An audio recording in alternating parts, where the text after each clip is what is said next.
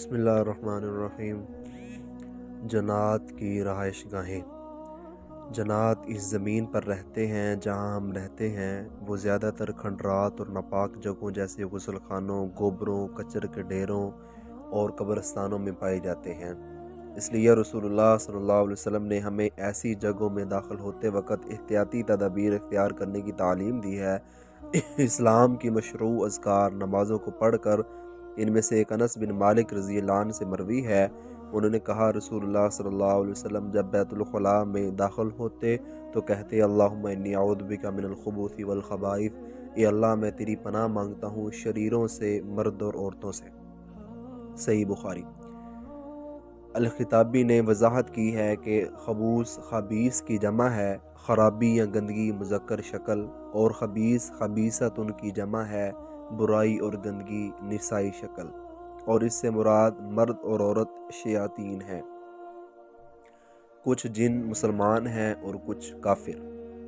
اللہ تعالیٰ ہمیں بتاتا ہے کہ بعض جنہوں نے کہا اور ہم میں سے کچھ مسلمان ہیں اور ہم میں سے کچھ القاستون ہیں، اور جس نے اسلام قبول کیا تو ایسے لوگوں نے رائے راست کی تلاش کی، اور جہاں تک قسیتون کا تعلق ہے تو وہ جہنم کے لیے لکڑیاں ہوں گے۔ جنات میں سے مسلمان تقویٰ اور تقویٰ کے اعتبار سے مختلف درجوں کے ہیں۔ اللہ تعالیٰ فرماتا ہے بعض جنہوں نے کہا ہم میں سے کچھ ایسے ہیں جو نیک ہیں اور کچھ اس کے خلاف ہیں، ہم گروہ ہیں، ہر ایک کا الگ طریقہ ہے۔ اس امت کے پہلے جن کے مسلمان ہونے کا قصہ عبداللہ بن عباس رضی اللہ عنہما نے بیان کیا ہے۔ انہوں نے کہا کہ رسول اللہ صلی اللہ علیہ وسلم اپنے صحابہ کے گروہ کے ساتھ عکاظ کے بازار کی طرف نکلے۔ یہ وہ وقت تھا جب شیاطین کی آسمان سے کوئی خبر ملنے سے روک دیا گیا تھا اور ان کے خلاف ستارے بھیجے گئے تھے۔ شیاطین واپس اپنی قوم کے پاس گئے، انہوں نے کہا کہ تمہیں کیا ہوا ہے؟ وہ کہنے لگے کہ ہمیں آسمان سے خبر نہیں مل سکتی اور ہمارے خلاف ستارے بھیجے گئے۔ ان لوگوں نے کہا کہ تمہیں آسمان سے خبریں سننے سے کوئی چیز نہیں روک رہی سوائے کسی نئے واقعے کے جو ضرور ہوئے گی۔ جاؤ اور زمین کے مشرق اور مغرب میں دیکھو اور دیکھو کہ کیا آپ کو معلوم ہوتا ہے کہ وہ کون سی چیز ہے جو آپ کو آسمان سے خبریں سننے سے روک رہی ہے۔ تہامہ کی طرف نکلنے والے نبی اکرم صلی اللہ علیہ وسلم کے پاس نخلا میں آئے جب آپ عکاظ کی طرف جا رہے تھے، تو آپ کو فجر کی نماز میں صحابہ کرام کی امامت کرتے ہوئے پایا۔ جب انہوں نے قرآن سنا تو سن لیا اور کہا اللہ کی قسم یہ وہ چیز ہے جو ہمیں آسمان کی خبریں سننے سے روک رہی ہے۔ اور جب وہ اپنی قوم کے پاس واپس گئے تو کہنے لگے اے ہماری قوم، ہم نے ایک عجیب تلاوت سنی ہے، یہ سیدھا راستے کی طرف رہنمائی کرتا ہے اور ہم اس پر ایمان لے آئے ہیں، ہم اپنے رب کے ساتھ کسی بھی چیز کو شریک نہیں کریں گے۔ پھر اللہ تعالیٰ نے اپنے نبی صلی اللہ علیہ وسلم پر یہ الفاظ نازل فرمائے کہ محمد صلی اللہ علیہ وسلم کہہ دیجئے کہ مجھ پر وحی کی گئی ہے۔ جنہوں نے ایک گروہ نے اس قرآن کو سنا اور اللہ نے اس پر ظاہر کیا کہ جنہوں نے کیا کہا تھا۔ قیامت کے دن ان کا حساب۔ جنوں سے قیامت کے دن حساب لیا جائے گا۔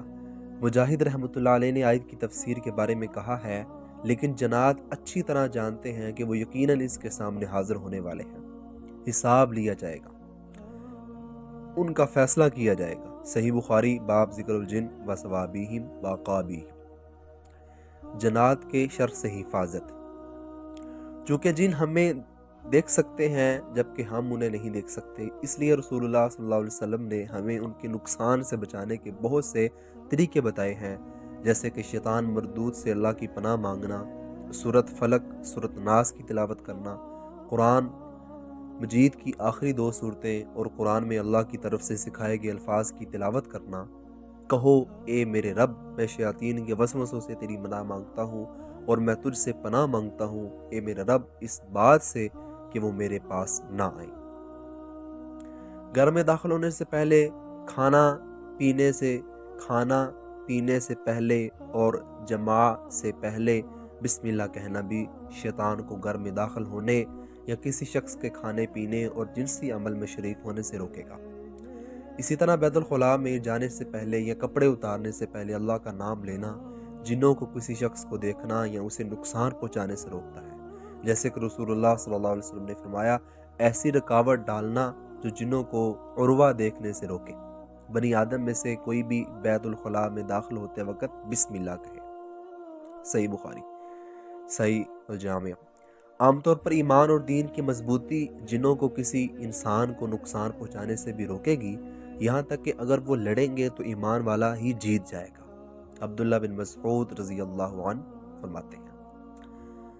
یہ تھی میرے بھائی دوستو جنوں کے حوالے سے معلومات۔ جس طرح ہم انسان ہیں اس طرح جن بھی اللہ کی مخلوق ہیں، وہ بھی اللہ کی عبادت کرتے ہیں، مسلمان بھی ہوتے ہیں، کافر بھی ہوتی ہیں۔ اللہ تعالیٰ ہم سب کا حامی و ناصر ہو۔ ملتے ہیں اگلی ویڈیو میں انشاءاللہ۔